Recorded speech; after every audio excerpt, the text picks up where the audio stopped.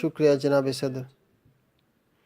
میرا وفد دوسروں کو ساتھ دیتا ہے آپ کے فیصلے کو سراہتے ہوئے کہ دوبارہ فوری منعقد کیا جائے 10واں خصوصی اجلاس جنرل اسمبلی کا یروشلم کے مسئلے پر۔ باوجود اس نئے چیلنج کے، جہاں یک طرفہ اقدام ایک ملک کی جانب سے طاقت کے ذریعے ناپید کرنے کے عالمی برادری کے دہائیوں کے کام کو اور قانون عالم کو جھٹلانے کو، یہ پارلیمنٹ انسانوں کی، یہ پارلیمنٹ دنیا کی ایک صحیح اور مناسب فورم ہے یقین دہانی کا پیغام بھیجنے کے لیے عرصہ سے مظلوم فلسطینی عوام کی تکالیف کو، جو امید چھوڑ رہے ہیں اس امکان کے حصول کے لیے کہ کوئی قابل عمل، متصر اور فلسطین کی آزاد ریاست کا حصول ہو، ساتھ ہی ساتھ اقوام متحدہ کے بااثر ہونے کی امید چھوڑنے کے لیے بھی کہ ان کی دادرسی کی جائے گی۔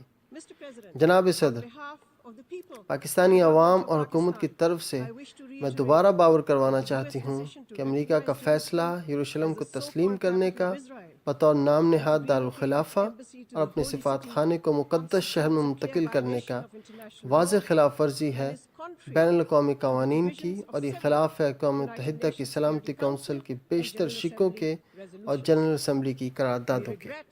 ہم اظہار افسوس کرتے ہیں اور رد کرتے ہیں اور امریکہ پہ زور دیتے ہیں کہ اپنا فیصلہ واپس لے۔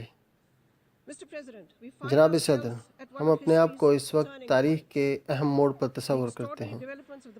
غیر معمولی پیش رفت پچھلے کچھ ہفتوں کی تقاضا کرتی ہے ویسے ہی غیر معمولی جواب کا ہم سے۔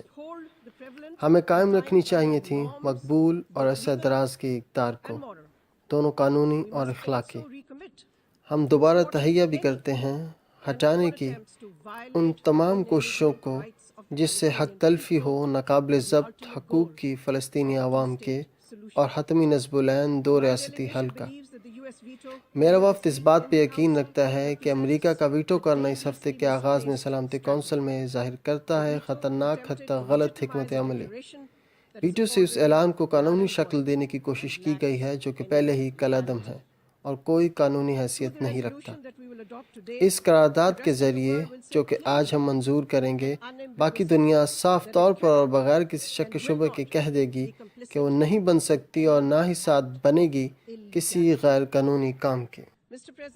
جناب صدر، حمایت تحریک فلسطین کی اور القدس شریف کا دفاع میرے ملک کی خارجہ پالیسی کا ستون رہی ہے۔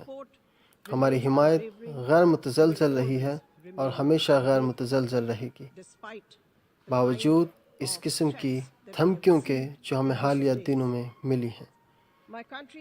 میرے ملک نے ہمیشہ یکجہتی کا اظہار کیا ہے فلسطینی لوگوں سے اور ان کی جائز امنگوں سے۔ ہماری پارلیمنٹ، دونوں سینٹ اور قومی اسمبلی نے متفقہ طور پر ان جذبات کی ترجمانی کی ہے۔ ہم سب ثابت قدمی سے کھڑے ہیں فلسطینی عوام اور ان کے بحق جدوجہد کے پیچھے۔ مجھے یاد دہانی کروانے دیجیے کہ سب سے پہلی قرارداد یروشلم پر JR قرارداد 2253 جو کہ 4 جولائی 1967 کو جنرل اسمبلی کے ہنگامی اجلاس میں پاس کی گئی تھی، اس کی قیادت اور پیشکش فخریہ طور پر پاکستان کی طرف سے کی گئی تھی۔ آج بھی پاکستان اسی طرح فخر سے باقی بین الاقوامی برادری کے ساتھ دے گا یہ یادگار قرارداد کو اختیار کرنے میں، تاکہ اجتماعی طور پر مسترد کریں امریکہ کے دوہرے فیصلے کو۔ ہم اس قرارداد کو پیش کرنے والوں میں سے ہیں۔ آخر میں جناب صدر، نتیجے کے طور پر مجھے کہنے دیجیے کہ ایک قابل عمل، آزاد اور اپنی سرحد والا فلسطین عالمی اتفاق شدہ پیمانوں کی بنیاد پر 1967 سے قبل سرحدیں اور القدس الشریف بطور اس کا دارالخلافہ ہی صرف اور صرف دیر پا یقین دہانی ہے محفوظ اور پائیدار امن کی مشرق وسطی میں۔ کوئی اور منصوبہ کبھی نہیں بنا پائے گا ایک منصفانہ حل، کوئی دوسرا منصوبہ نہیں کام کرے گا، کوئی دوسرا منصوبہ کامیاب نہیں ہوگا اور کوئی دوسرا منصوبہ قابل قبول نہیں ہوگا ہماری طرف سے۔ شکریہ۔